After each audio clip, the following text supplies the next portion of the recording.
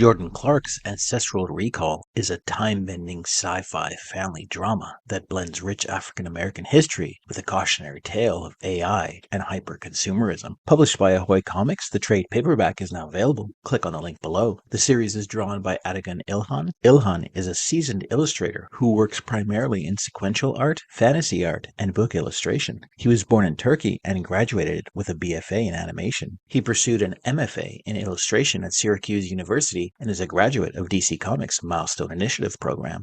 Jordan Clark has been writing comics for over a decade, with work most recently being published by DC Comics and past stories by IDW, Image Comics, and Dynamite Comics. He was also selected as an inaugural member of the Milestone Initiative at DC Comics, which is geared towards uplifting a new generation of comic creators of color. I had the chance to chat with Jordan to discuss Ancestral Recall, DC's Milestone Initiative, and much more. The origins of Ancestral Recall. Ancestral.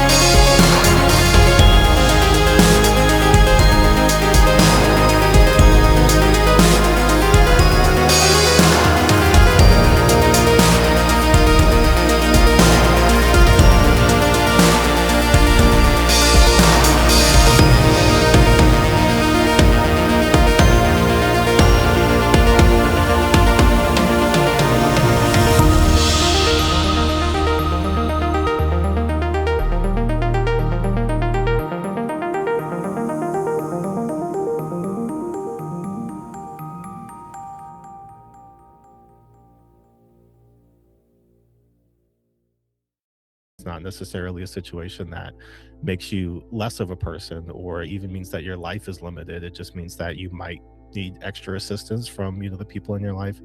And if you've got the right people, like, things are going to be okay. So I thought that was important for Melvin to also have, some of those things going on, but still be, the ultimate hero protagonist of the story. Ancestral Recall reception.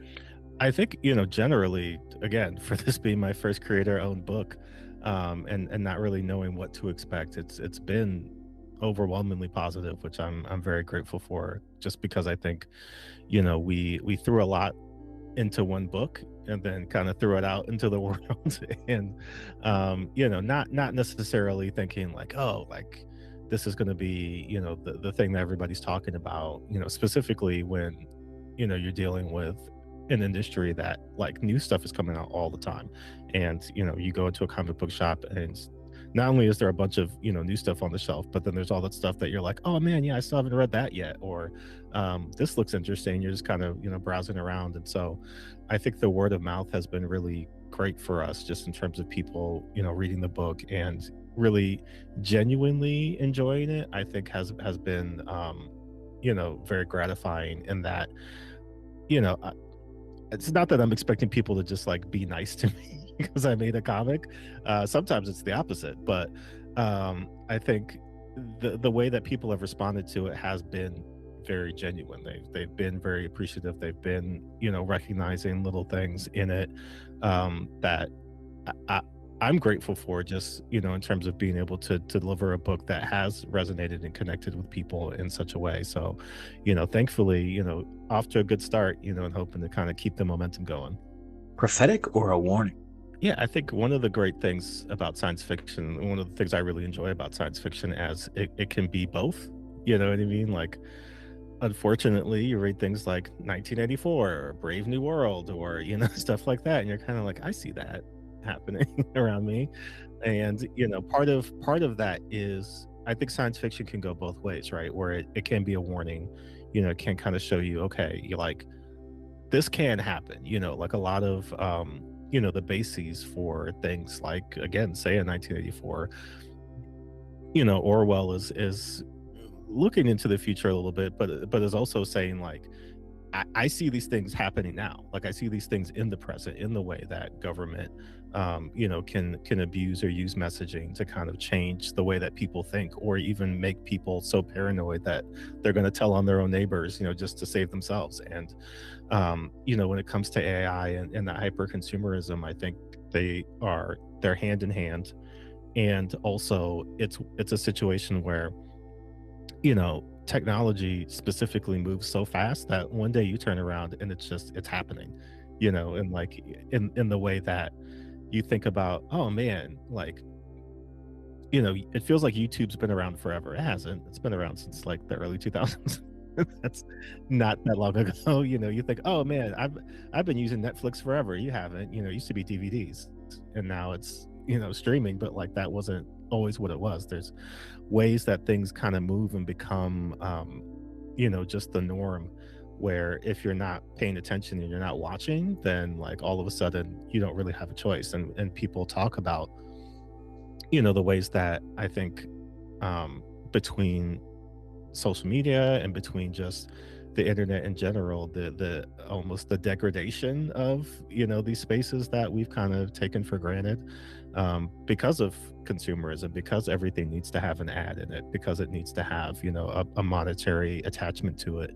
And so with this book, we were working on it in, like, 2021, 2022. So it was, like, still not able to predict where we are today, but still being able to see some of the beginnings of things, and hoping just that people are paying attention, right? Like, AI is a thing that people are going to have different opinions about. Some people are enthusiastic about it, some people are cautious about it. And I would just highly recommend that people do their due diligence into it, because there's a lot of it that isn't publicized, in the way that you're going to see front and center, until there's a data center in your backyard, and you're like, what's happening? Historical black figures in history. One of our main goals was to find historical figures that weren't top of mind, the first person in the Google search, or, somebody that is just kind of one of the staples of Black history, but more so reaching back and deeper into, historical context to find people like, Moses Powell, who was one of the foremost, martial artists of his time, or somebody like Jean-Louis Michel, who was like the greatest swordsman of the 19th century, and like all these really cool people who did, things that, even if it's not like seems, history changing, in the sense of like, what does being a great swordsman have to do with, like what we're doing today? I think it's really cool to see that, in every era and every walk of life and everything that was going on in the world, there were, Black pioneers and people who were doing things that were pushing, the world and culture forward. So for me, one of the things I really wanted to do was be cautious of not like overloading the story with, a bunch of people, so it kind of feels like you're just racing from one person to the next. You never have time to really sit with them, or, kind of consider them.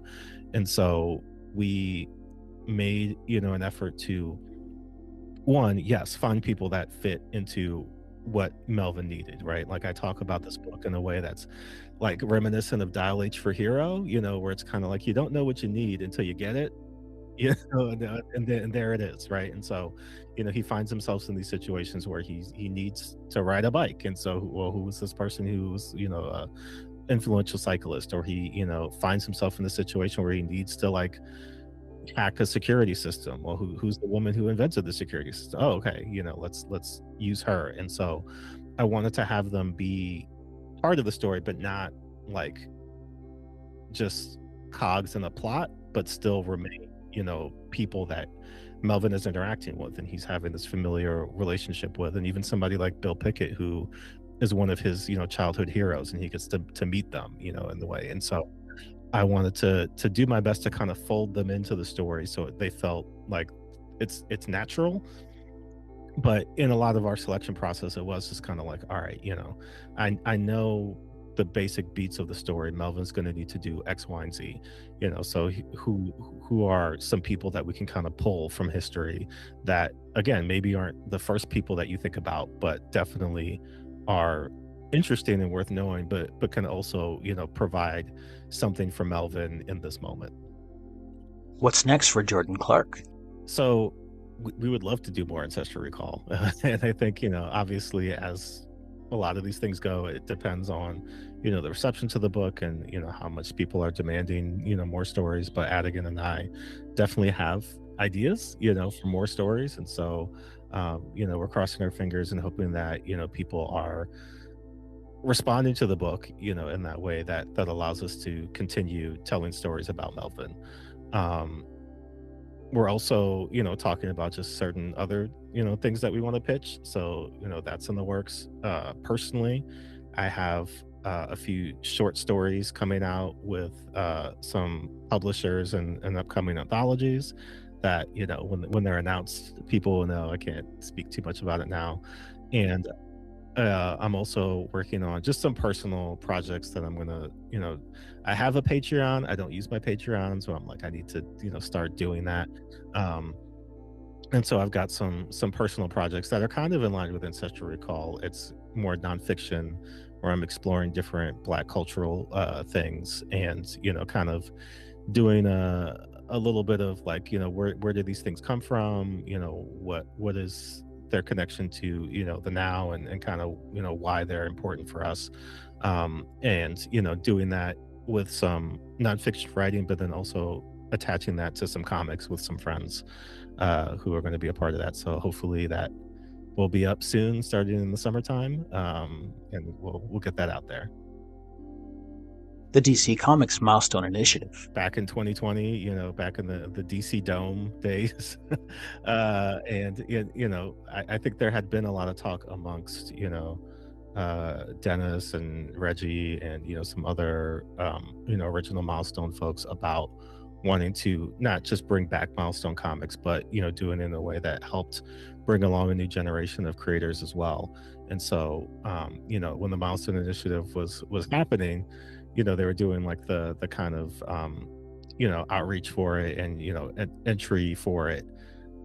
I had done some DC stuff, like, I had done, like, some Aquaman issues and, had, like, some familiarity with them, but it wasn't, that kinda consistent work that I was hoping for, and so, being able to, put my name in and thankfully be accepted for Milestone was huge for me, not just in terms of, like, again, being somebody who loved and still loves Milestone Comics and really sees the importance in what that brought to not just superhero comics, but comics in general. Um, but then also, like, it's become almost like a found family for a lot of us, like, we're still all very much in communication with each other and still, like, working with each other, and, a lot of us, thankfully, whether you look at, Morgan Hampton, who's doing Green Lantern, whether you look at Julio Anta, who's, doing a lot of his own, like, YA stuff and did a Blue Beetle YA graphic novel with DC, Ashley Allen, who's doing stuff, with Magic and, other X-Men stuff at Marvel, Atagun, who's done a lot of, Poison Ivy stuff at DC. Like, there's been a lot of people who are working, based on of that opportunity. And I think, really the biggest blessing of it was to be able to say that I am, connected to the Milestone legacy and Milestone family, which again is something that I don't take for granted at all, just because it's something that I think even today, as people are continuing to have these conversations, you see, the Dakota incident and just how big that was, for a lot of people who really responded to it. I think Milestone, the imprint, the comics still have relevance and they're still impactful today. But even just the legacy and what it symbolizes in terms of opportunity for diverse creators in the comic space to not only do their own thing but do it at the same level as a DC Comics, as a Marvel Comics. People kind of forget that Milestone predated Image Comics. They came out first and then Image was maybe like a year later after that. But for them at that time to take that chance to just say, hey, this has been great working at these companies, but like, we think we got something and we think people are gonna believe in this and want to follow us with this. I think is huge, just in terms of how it sets the precedent and gives something for a lot of us who are coming up to chase and want to emulate and be a part of. So forever grateful to be affiliated with Milestone in that way. Even my small little part of it, I got to write a Static Shock story in one of our anthologies, and that was like forever. It's on the resume, so it's amazing. Why reading comics is important. And that's a great question, and I feel like for a lot of people, who aren't into comics, like it can seem like that's what we do, like we buy the comics, we grade the comics, we try to sell them on eBay and get some money. And and a lot of people, I think there was even some controversy recently where like somebody was like doing like a video about absolute something, and they like just kind of they opened it up, they looked at it and they put it down, and people were like, why are you doing that to the college? You gotta get graded. um and for me, I'm a comics like just enthusiast in the way that I'm throwing books at people all the time. Like, people who don't read comics, I'm always telling them, hey, I got this, I got this, I got this. Like, you should maybe you're not gonna go to your shop every month to pick up a bunch of books, but like, if you like this movie, this TV show, this video game, I know a comic that is right up your alley. And so um for people, and even more so, I would say this specifically for kids, right? Because I feel like comics for kids has really, like, just become an afterthought, in the ways, because I know growing up as a kid, they didn't want me in comic book shops because the idea was I'm going to tear all the stuff up and like it's, and then we can't sell it. But I think even like getting your hands on comics as a kid, like being able to read it and seeing them as things that are meant to be touched and held and like, read and opened up and gone back again. Like, I have so many books that, one, it is a bit of a problem in terms of space, but also like I love going back and reading through. Like, I've read back through all of my issues of Saga, and I've read back through all of my issues of East of West, and I've gone back and read through so many different series, and like having them collected in a trade is great.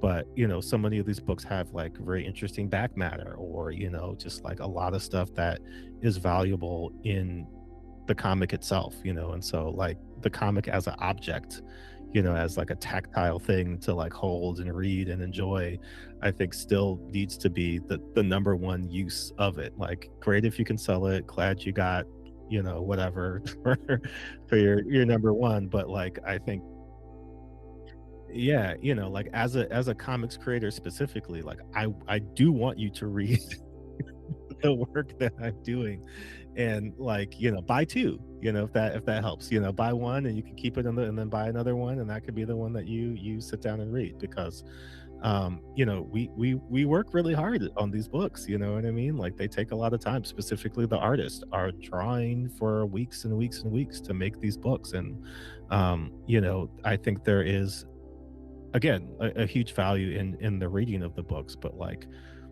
there's science that shows that, when you're reading prose, it's doing something different to your brain than, anything else that we do.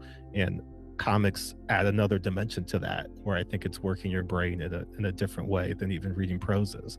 And so like, it's reading comics is good for you. Let's put it like that. So like, you don't just get them from the store, look at it one time and put it away. Like, they should be taken out, read, collected, keep them safe. Don't tear them up. Obviously, you don't want like water damage and all of that stuff. But like, please do read the comics. That is, important to us as comic creators. Ancestral Recall is set in East Oakland. Looking for the closest comic shop to feature, I came across Cape and Cowl Comics, located at 1601 Clay Street in Oakland, California. The shop was the recipient of the 2023 Will Eisner Spirit of Comics Retailer Award. You can visit them in Oakland or online at capeandcowlcomics.com. And that's our deep dive into Ancestral Recall and our interview with writer Jordan Clark. If you enjoyed this look behind the pages, make sure to hit that like button, subscribe for more deep dives, and ring the bell so you never miss a video. Drop your thoughts in the comments below. I'd love to hear them. And don't forget to read the freaking comics.